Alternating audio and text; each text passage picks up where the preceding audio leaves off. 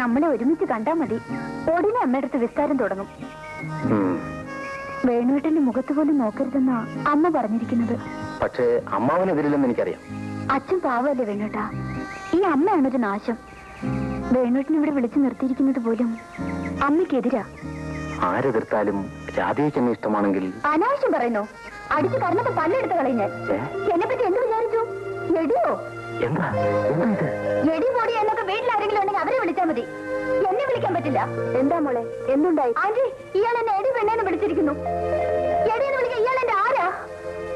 അടങ്ങ് മോളെ, ഞാൻ ചോദിക്കാമല്ലോ. എന്താടാ ഉണ്ടായത്? എടി പെണ്ണെന്നൊന്നും ഞാൻ വിളിച്ചില്ല. ആഹാ, വിളിച്ചില്ലേ? മോളോട് സമാധാനമായിട്ട് നിൽക്കാൻ പറഞ്ഞില്ലേ? താൻ പിന്നെ എന്താ വിളിച്ചത്? ചീത്തയൊന്നും വിളിച്ചില്ല. എടി പെണ്ണെ, അടുക്കളയിൽ നിന്നുണ്ടോ ഒരു പുതിയ പരിഷ്കാരം? ആകെ ഒരു ഐശ്വര്യം ഉണ്ടല്ലോ, എന്താ കാര്യം? ഇതാ ഞാൻ ചോദിച്ചത്. അത് അങ്ങോട്ട് ചെന്ന് ചോദിക്കണം. അതിന് എന്നെ എടിയെന്ന് വിളിക്കുന്ന എന്തിനാ? പോട്ടെ, സാരമില്ല, ക്ഷമിച്ചോളാം മോളെ. താനെങ്ങോട്ടാ? ഞാൻ എസ്റ്റേറ്റിൽ പോയി ഇറങ്ങിയതാ. എങ്കിൽ പോണം. പോകാനാണ് പറഞ്ഞത്. മോളെ, ആൺകുട്ടികളോട് ഇങ്ങനൊന്നും സംസാരിക്കരുത്. എനിക്ക് ആ ജന്തുവിന് ഇഷ്ടമേ അല്ല. ജന്തു അങ്ങനെയൊന്നും പറയരുത്. വീട്ടിൽ ഗതിയില്ലാത്തതുകൊണ്ട് നാണമില്ലാതെ ഇവിടെ വന്ന് കിടക്കുന്നു. ശാപം. നോ നോ നോ നോ, പെൺകുട്ടികൾ ഇങ്ങനെയൊന്നും പറഞ്ഞു പഠിക്കരുത് കേട്ടോ. വരൂ, come on. An early reply will highly be appreciated. Yours truly, etc. etc. ഇന്ന് തന്നെ പോസ്റ്റ് ചെയ്യാനാണ് വേഗം ടൈപ്പ് ചെയ്തോണ്ടിരും.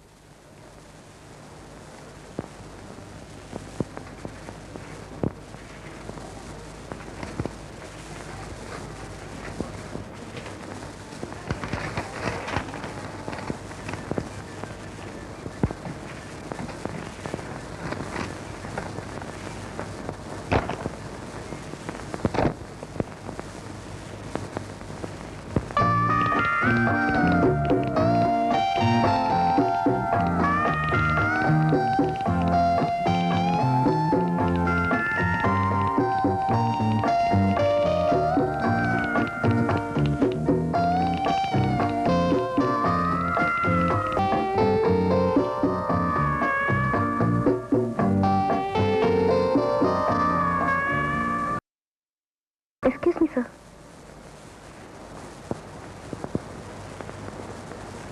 നിങ്ങളുടെ അച്ഛൻ പറഞ്ഞത് ശരിയാണ്. നിങ്ങൾ എനിക്ക് തലവേദന ഉണ്ടാക്കില്ല. എല്ലാം ഭംഗിയായിരിക്കുന്നു. Very good, keep it up. Thank you, sir. എനിക്ക് അത്ഭുതം തോന്നുന്നു, അമ്മയ്ക്ക് ഇത്ര പെട്ടെന്ന് ഇങ്ങനെ തോന്നാൻ കാര്യം. അവൾ മിടിക്കുക മോളെ. ഇന്നാണ് അതെനിക്ക് മനസ്സിലായത്. നമ്മുടെ ബാലന് ചേരും. മോൾ എന്ത് പറയുന്നു? അമ്മയ്ക്ക് ഇഷ്ടമാണെങ്കിൽ ഇതൊരു നല്ല കാര്യമാണെന്നാ എനിക്കും തോന്നുന്നത്. ബാലനോട് കൂടി ഒന്ന് ചോദിക്കണ്ടേ?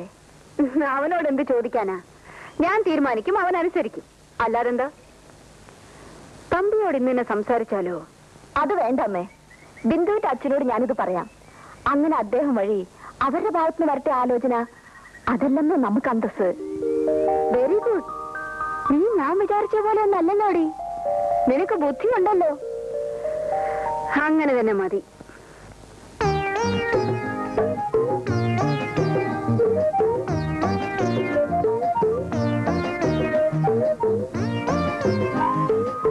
Good evening sir. എന്നെ കണ്ടാ സാറ് മൂഡ് ഔട്ട് ആവുമെന്ന് എനിക്കറിയാം. എങ്കിലും വരാതെ നിവൃത്തിയില്ല. ഞാനിന്നൊന്നും കഴിച്ചിട്ടില്ല. എനിക്കൊരു ഗ്ലാസ് കഞ്ഞിവെള്ളം തരുമോ സർ? അതിന് ഇത് ഹോട്ടലൊന്നും അല്ല. ഹോട്ടൽ അല്ലെങ്കിൽ ഒരു വീട്ടിലല്ലേ സാർ? അല്ല, വീടല്ലേ സാർ? ഇവിടെ ആരുമില്ല, എല്ലാരും വെക്കേഷന് പോയിരിക്കുക. ഞാൻ ആഹാരം കഴിക്കുന്ന പോലെ ഹോട്ടലിൽ നിന്നാ. അയ്യോ സാർ, സാറ് ഹോട്ടലിൽ നിന്നാണ് ആഹാരം കഴിക്കുന്നത്? നല്ല വയറല്ലേ സാർ? എന്തിനാ അത് കേടാക്കി കളയുന്നത്? സാറിന് നല്ല ഒന്നാന്തരം ചാപ്പാട് ഞാൻ ഉണ്ടാക്കി തരാം. ഈ സുഗുണേന്ദ്രൻ ഉണ്ടാക്കി തരാം. വേണ്ട വേണ്ട, ഇവിടെ പാചകക്കാരൊക്കെ ഉണ്ട്. വെക്കേഷൻ പാർട്ടി തിരിച്ചു വരുമ്പോ അവരൊക്കെ വന്നോളൂ. അവര് വന്നോട്ടെ സാർ. അതുവരെ ഞാൻ പാചകം ചെയ്യാം. അതുകൊണ്ടുള്ള ഗുണങ്ങൾ പലതാണ്. ഒന്ന്, സാറിന് നല്ല ആഹാരം കഴിക്കാം. രണ്ട്, അത്രയും ദിവസമെങ്കിലും എനിക്ക് പട്ടിണിയില്ലാതെ കഴിയാം.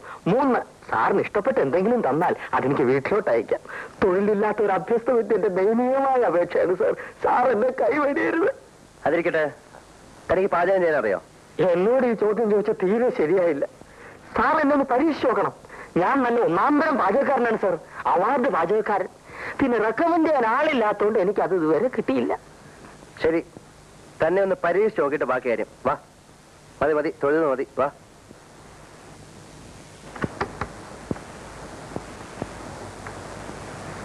ആ, ഇതാണ് അടുക്കള. വേണ്ടതെല്ലാം ഇതിനകത്തുണ്ട്. വൈകിട്ടത്തെ ആഹാരം ശരിയാക്ക്.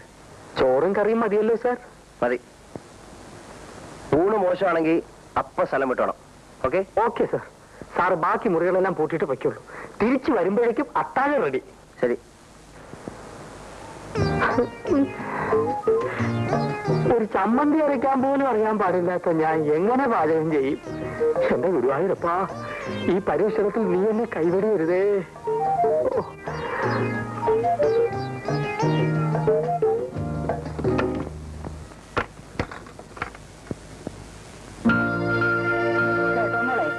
നിന്റെ അച്ഛന്റെ കൈയും പിടിച്ച് ഞാൻ പാലത്തേ കൂടെ വരികയായിരുന്നു. നടുക്കി വന്നപ്പോ നിന്റെ അച്ഛനെ കാല് തെറ്റി പൊത്തോന്നൊരു വീഴ്ച.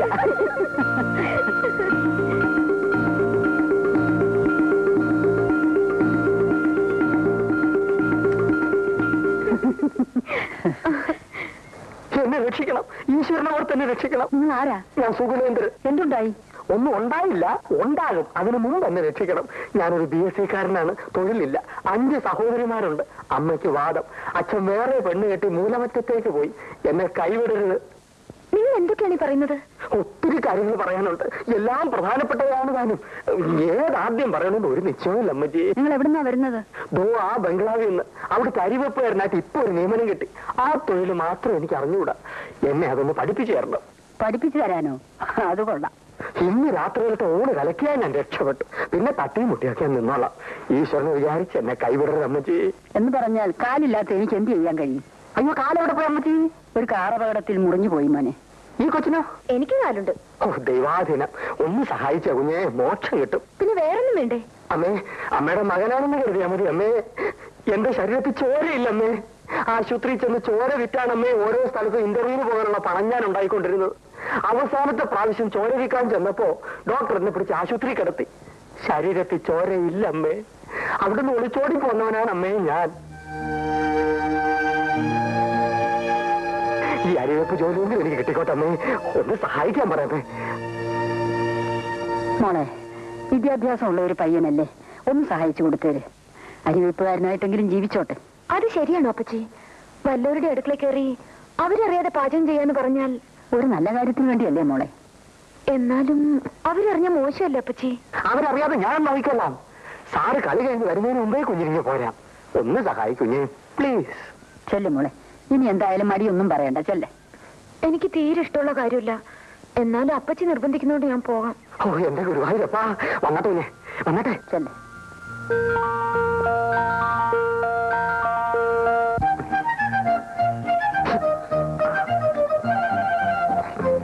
കുഞ്ഞെ, അവിയൽ നീ കായ എങ്ങനെ എരിയും? തൊലി കളഞ്ഞ് ഇത്രയും നീളത്തിൽ കഷ്ണിച്ചെടുക്കും. അരി എന്തോ നോക്കൂ.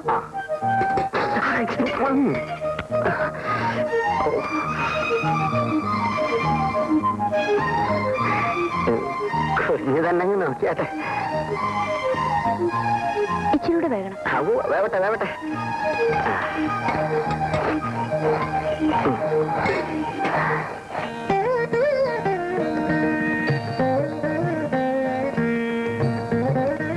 സുഗുണേന്ദ്ര, താൻ ആള് കൊള്ളാലോടോ.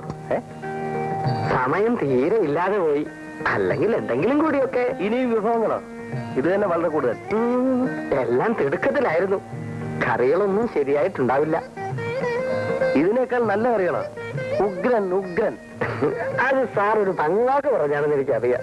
അങ്ങനെയല്ല സുഗുണേന്ദ്രൻ, ഇത്രയും നല്ല കറികൾ ഈ അടുത്ത കാലത്തൊന്നും ഞാൻ കൂട്ടിയിട്ടില്ല. എന്തൊരു സ്വാദാണ്. സാറിന്റെ സന്മനസ്. ഏതായാലും അമ്മ വരുന്നവരെ ഈ പരിപാടി അങ്ങ് നീങ്ങട്ടെ. ബാക്കി കാര്യം അത് കഴിഞ്ഞാലോചിക്കാം.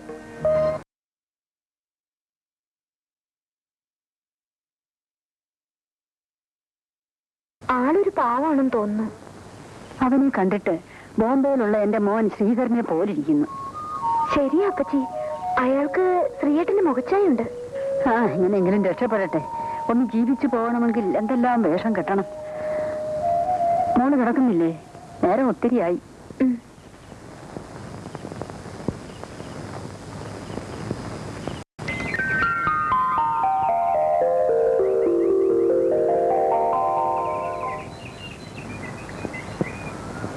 സുഗുണേന്ദ്ര,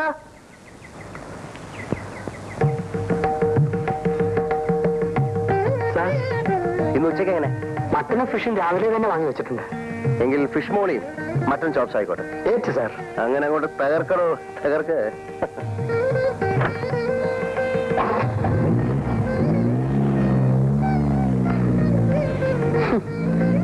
ഫിഷ് മോളിയും മട്ടൻ ചാപ്സും വേറെ ഒന്നും വേണ്ട. എന്റെ മീനാക്ഷി അമ്മേ രക്ഷിക്കണേ.